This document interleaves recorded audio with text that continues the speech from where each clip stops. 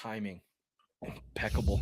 God, the show's so much easier without Ray, you know? I know. When you lose the dumbest person, it always goes better. Yeah, we're just rising all tides. We're rising all tides right now. Yeah. Speaking of rising all tides, the Red Sox are trying to attempt that. Even my segues are fire. The Red Sox are attempting to rise their tides with the firing of Alex Cora, which has been years in the making. Seems like this guy was making enemies with everybody that crossed his path, all while underachieving as an organization, as a club, and as a manager. Alex Cora finally gone. They released him Saturday, April 25th. It was, I'll give you my opening take on this. It was the right move for all the wrong reasons. If there's optimism as a Red Sox fan that Alex Cora is gone and this team is going to be steered in the right direction and on the right ship, I would say hold on to that thought for a second here. There's the major problems on this team remain, and perhaps they've lifted a cloud or a veil of just kind of shitty, pouty behavior that Alex Cora was holding on in this organization, and you get a little a breathiness there, but they still have major problems to address, which I want to touch on some of that. But baseball, Bobby, what was your initial response to the firing of not only Alex Cora, but every one of his crony coaches? That was the entire staff, essentially, yes. Yeah, which is not you do not see that in baseball. Like I've never seen an entire staff removed in anything. So there must have been some fun stuff going on behind the scenes there. But if I'm just going to look at this from kind of a 1,000-foot view, this team sucked for a long time. So it seemed like a pretty obvious decision that this should have happened. If I'm a baseball fan, I don't expect much to happen with a quick turnaround. This isn't the sort of sport where you could just fire the manager and they could just change tactically how you were doing and get a different result. Baseball is a skill sport. These new coaches aren't going to make their pitching, hitting, and fielding skills significantly better in any time. No, I think that's right. And, your biggest, it's all about talent in every sport. We all know that. But specifically in this sport, as an individual talent-based, it's basically a one-on-one game for most of the game, pitcher versus batter. And they just don't have enough talent. And the quote-unquote talent that they do have, I think, is problem number 2 that they need to address. So I'll get to that. What I want to take this from 3 different angles: the firing of Cora angle, the management / ownership angle, and then the players angle. I think there was some interesting stuff out of all 3 of those. Before we do that, just a little baseball news. The new head coach is named Chad Tracy, which never heard that name before. Sounds like you're not striking fear into your opponents with Chad Tracy. No, when you have 2 names and two first names in a name in general, bad. But when they're both kind of names that like that, you're on Chad. Yeah, Chad Tracy's here, guys. Oh yeah, put your phones away. Whatever. Okay. He's showing up at his Vineyard Vines nut huggers. Yeah, exactly. Yeah. I'll tell you, he got him off to a 3-1 start, including some wins over the Blue Jays, who have been terrible this year, and the other ones were the Orioles. So again, pump the brakes on Vineyard Vine Chad Tracy turning this season around for the Red Sox, especially with the latest news after that. It's Garrett Crochet getting the 15-day IL. So with good news comes bad news for the Boston Red Sox in the news department. Alex Cora gets fired on Saturday. So a little aside, I was actually at that game in Baltimore. Ray was with me, and the Red Sox won 17-1. The 9th inning, they put a positional player in there, and he was just doing eephus pitches. So he's throwing 47-mile-an-hour pitches, and not a lot of baseball people had some friends down, and they're asking, what the hell is happening? Why is this guy doing this? So I'm explaining. This is a positional pitcher. It's harder to hit a 47-mile-an-hour ball than a 80-mile-an-hour barrel ball, so he's just throwing as slow as possible. So it's just the timing's so messed up. They're just not used to hitting a pitch that slow. That's right. They kept him in the whole inning. If people saw the game, sorry, I'm repeating this, but I think it'll be funny for Bobby. They scored 10 runs in the 9th inning on this guy throwing 47 miles an hour, but he did get 3 outs.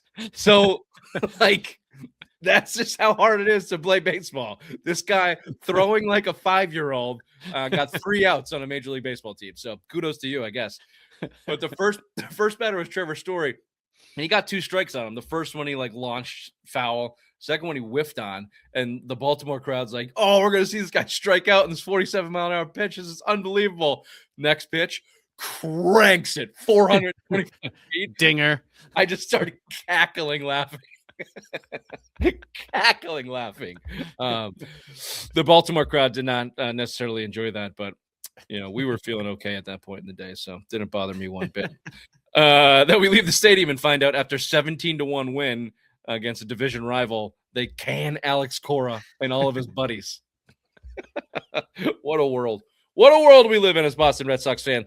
Just to give you a little dip back into the Alex Cora era. He was a manager here for 8 years, made the playoffs just 3 times. One of those being in 2018 when they won the World Series with what many call one of the most stacked baseball rosters in a long time, if not all time. And he was suspended 1 year for cheating. People forget that. It was COVID. People don't, we just we forget. A lot of weird shit happened then. Totally. Remember the bubble? He is owed $13 million through 2027.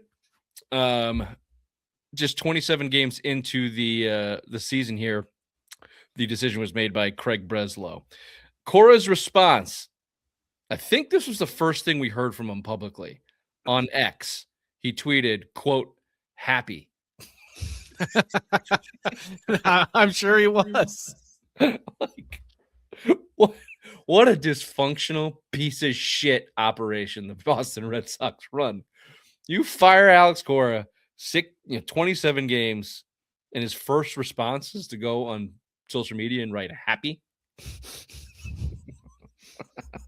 Fucking A. He did go on to write something a little bit more appropriate. He says, gracias for making us a part of you. Hashtag Red Sox Nation. You are the red heart emoji of that team. He posted to X. Keep believing you really care, and that's what pushes everyone in the Red Sox to give it all day in and day out with respect and love, AC. So a quick little nod to the fans. Not a whole lot to say about the organization, obviously.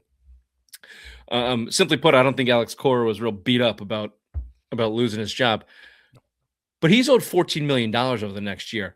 All those guys underneath him aren't. They don't get. Yeah, that's true. Yeah, third base coaches don't have guaranteed contracts. Alex Cora already declined a job offer. Like, he's just going back and chilling in Puerto Rico for the next year. He doesn't give a shit. But every one of those guys that got fired with him is on the horn right now. Like, you guys need some help. So Alex Cora, I think inevitably his time with the Red Sox will be looked at as overrated, underachieved, and he was just kind of a prick about the whole thing. Kind of a whiny prick about the whole thing. Felt that way. And absolutely overrated, especially if you look at the results. Here's the juicy part for me. The way management is speaking about this, Sam Kennedy and Craig Breslow had a press conference in Baltimore. At the time, they were on camera and gave their response, and then they answered some questions. I just found this out today. In the literal shadows of that press conference stood the corpse of John Henry and Tom Warner, the ownership group. Didn't have the balls or wherewithal to not be there at all or actually sit at the dais and be a part of this decision. But they were there to make the decision, and they literally stood in the shadows as Sam Kennedy and Breslow took the heat from the media. So wormy. So bad. I don't know if I've ever heard that before. No. He's just like Mr. Burns, like in the creeping over the shoulders of his management, making him know that he's there, but he will not take any type of onus for this decision. No, sir. Sam Kennedy goes on to say, Craig Breslow leads our baseball operation, and he's made several bold decisions and recommendations, and this was one of them. And we fully support it. And that's why we took the action we took on Saturday. Says, yeah, look, Craig leads our baseball operation, and I just read that. Sorry. Fully support it. Let me translate that for you. The GM of the team wanted to fire the manager, and as ownership, we said, you're a baseball guy. We'll follow your direction. Sure thing, Craig. Wipe our hands clean of it. Alex, we'll pay you your money. We didn't want you gone. Craig wanted you gone, and he's in charge of baseball. So what are we going to do? We're not going to stand in the way of that. Oh, by the way, Craig, when this thing comes toppling down, you're the next one to go because we it's don't on you. Yeah. Yeah, exactly. Fucking slime because you put some guy named Chad Tracy in it. Woo. Look, we like Chad. Yeah, we're not a big fan of exactly, Tracy. yeah. I thought this was interesting. So Breslow got an answer. Like we mentioned, Alex Cora was fired, and most of his staff was fired, but not the guys on the pitching side, which were more Breslow guys. So Andrew Bailey and a lot of his staff were more Craig Breslow hires, not Alex Cora hires. So there was a clear divide here. Like, this is just a power struggle. Cora lost. But when asked about it, the question was on keeping the bulk of the pitching coaches despite the challenges on the mound. Craig Breslow answered, "Sure, it's true that we've fallen short in terms of the performances across, hitting, pitching, defense, and base running." What a fucking unbelievable assessment and line from your GM. Hey, why'd you keep these pitching? Look, I get it. We have sucked in hitting, pitching, defense, and base running. So we just across the board, we've been pretty shitty. But as it relates to kind of the staff and trying to tease it out, exactly what's driving that, have confidence in the pitching group's ability to turn that around, and I think we've seen evidence of that with Ranger and Garrett, and, have the full confidence in that group to be able to get us on track. That was 1, 2, 3, 4, 5, 6 and not one answer to the question. Yeah. That first line stuck out to me because it was hilarious, and then the next 40 words were nothing but garbage. I have some stuff here on John Henry, which is, again, just a bunch of bullshit falling out of Sam Kennedy's mouth, which is what he's become a professional at these days, saying that John Henry is still invested in the team and yada, yada, yada. Well, he's standing in the corner like Burnsy, creeping, breathing down shallowly on his fucking neck. It's pronounced nuclear. This is the other thing that struck me. Again, very rarely do you see a manager fired with that many of his staff at one time. Very rarely do you see it happen in the middle of a series away after you've just blown out a team 17-1. So this was preordained. It was happening on someone's schedule. I imagine John Henry found a gap in his Liverpool schedule and flew private into Baltimore, was there for a cup of coffee because he's not staying in Baltimore, and then went back to whatever island he was at.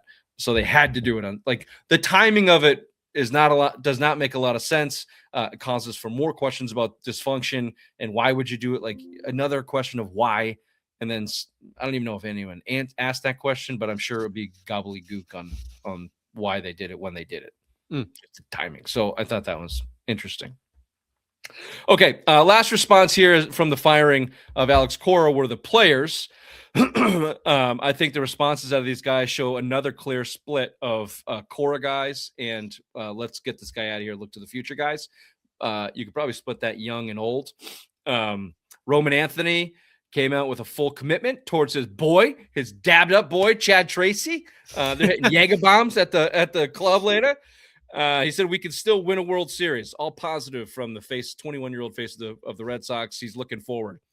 And then you get to 190 hitting, stick in the mud, Trevor Story, who sucks so bad and has basically the entirety of his Red Sox term outside of maybe last year when he was working for a contract.